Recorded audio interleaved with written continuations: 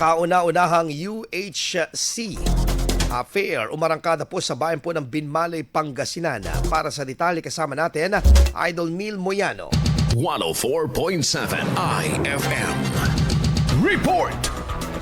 Isinagawa kahapon ni kalabing-isa ng Agosto ang kauna-una ng Universal Healthcare o UHC Fair sa bayan ng Binmalay, Pangasinan sa pangunguna ng Provincial Health Office, katuwang ang Rural Health Unit ng Binmalay. Layunin ng programa na maihatid ng mas malapit sa komunidad ang libreng serbisyong medikal tulad ng blood donation, dental at medical check-up, laboratory services, gaya ng ECG at X-ray, pati ng pagpapakuna. Mayroon ding mga information booth patungkol sa mental health, rabies, HIV, kalinisan at sanitasyon, pangangalaga sa ina at sanggol at family planning. Mahagi rin ng food bags, educational materials at libreng pagkain para sa mga dumalo. Bahagi ito ng patuloy na pagsisikap ng lalawigan na maipatupad ang pantay at dekalidad na serbisyong pangkalusugan para sa lahat.